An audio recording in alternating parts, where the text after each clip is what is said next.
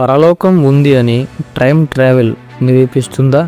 దయచేసి ఈ వీడియో చాలా విలువైనది, అందరూ పూర్తి వరకు చూడండి.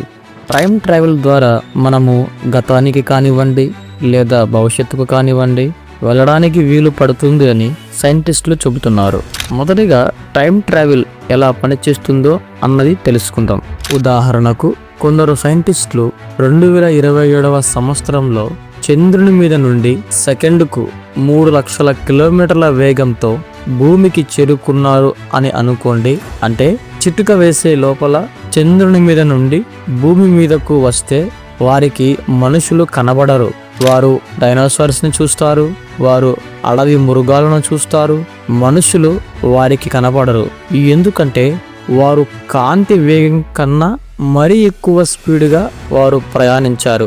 అందుకు వారు గతానికి వెళ్ళిపోయారు. టైం ట్రావెల్ ఇలా పనిచేస్తుంది. అంటే టైం ట్రావెల్ ద్వారా కనబడిన ప్రపంచానికి వెళ్ళవచ్చు అని మనం ఇక్కడ తెలుసుకుంటున్నాం. ఇప్పుడు పరలోకం గురించి మాట్లాడుకుందాం. టైం ట్రావెల్ ద్వారా పరలోకానికి చేరుకుంటామా? దీనికి కూడా ఒక ఉదాహరణ తెలుసుకుందాం.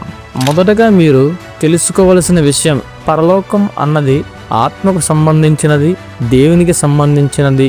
ఈ విషయాన్ని దృష్టిలో ఉంచుకోమని కోరుకుంటున్నాము. ఒక వ్యక్తి భూమి మీద ఉన్నాడు.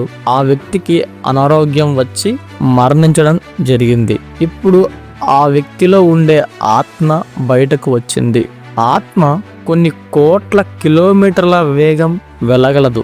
ఒక సెకండ్కు ఎన్ని లక్షల కిలోమీటర్లైనా ఆత్మ వెళ్ళగలదు.